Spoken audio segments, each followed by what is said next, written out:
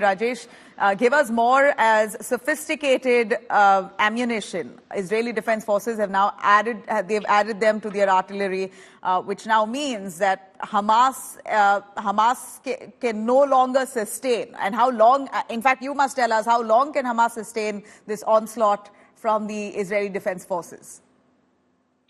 Look, all the modern armies today, they use smart weapons. Unlike Hamas, which fires these rockets which are not guided, and they can land anywhere on civilian targets or on the targets you don't intend them to land. On the contrary, the smart weapons can be guided very precisely, even to a few millimeters. In fact, they are so precise. And we have seen that America has been providing some kind of surveillance and also direction to the munition, because this munition needs to be guided. So Israel has always been using smart munition, guided munition, which hits the point it intends to hit, which was actually planned to hit.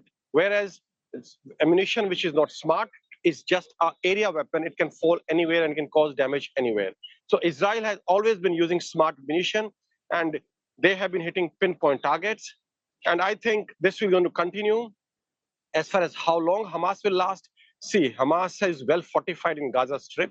They have made a huge elaborate network of underground tunnels. They are well stocked with ammunition and arms. So when Israel goes for a ground offensive, they will give a stiff fight, and it will continue for a long time. I don't think this operation or the coming ground operations are going to finish anytime soon. Over to you. And while that's said, we know the casualties only mounting in the Gaza Strip area. We hear the latest release health bulletin from the Health Ministry of Gaza says 266 Palestinians have been killed, out of which 170 are children. Is there a way for civilians to protect themselves in Gaza? We know that there have been green corridors that have been opened up for them to move to safety. But despite that, doesn't seem like a lot of the Palestinians wanting to move out of there. They almost seem like they're doubling down to protect their land. Look, there are two things in this. First is about these casualties. See, this is fog of war. Nobody knows exactly how many casualties are there. There will always be an exaggeration from every side to report these casualties to garner more sympathy, especially from the Western governments in Western Europe.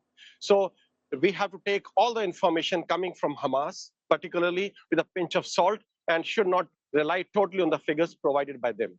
As far as green corridor is concerned, and for the Palestinians who move out of Gaza Strip is concerned, see, no country wants these people. I was listening to the interview of President of Egypt, Sisi, on local TV here in Israel. He said, we will not allow a single Palestinian to come inside Egypt. So nobody wants them, because they know that the moment these people will move in their countries, it will be a huge burden on them financially. Secondly, these people will also create trouble and terror network in their own countries.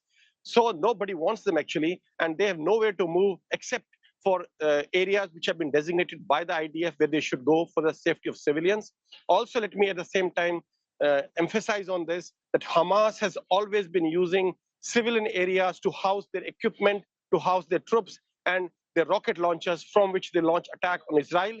And any place from where an attack is launched on you becomes a legitimate military target as per Geneva Convention, as per international rules of the international laws of the war. But at the same time, this casualties which are happening to civilians is a collateral damage. And I think Hamas is 100% responsible for these, because they're using these hapless civilians as human shields there to shield their equipment and their troops. Over to you. Rajesh Pawar, thank you very much for joining us on that. We also have India Today's Gaurav Sawant, who's right now in Tel Aviv. Gaurav, as you see, the ground offensive that Israeli Defense Forces already plans to carry out in Gaza has more or less delayed, as the IDF claims they're waiting for Palestinian civilians to move out to safety. But what's the sense that you get as you're on ground right there? They once again issued an advisory to Palestinians to move out to safety zones, warning them that if they don't, then they're going to be seeing terror along that region. multiple ways on social media, on the internet, on their mobile phones, leaflets being thrown in that area. Israel is doing everything it can to tell the people in North Gaza and Gaza City to move south of Wadi Gaza River virtually every day. And they said that they initially delayed their operations by over 72 hours, which was long enough for people to move just 7 miles out of harm's way.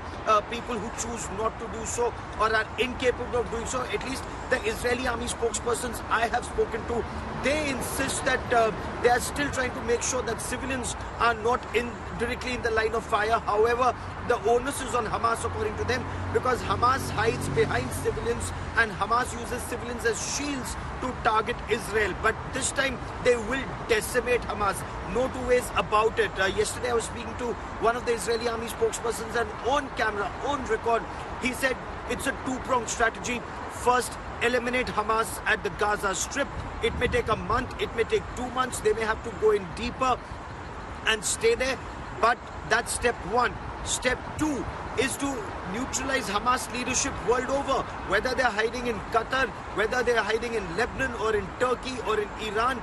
Israel says, at least that is what these officials want you to believe, that like after the Munich Olympics in 1973, every terrorist who was involved in that massacre was hunted over years and neutralized. That's exactly what they intend to do with Hamas. On ground zero, from air to ground, from artillery, now tanks, and even machine guns are being used to target Hamas.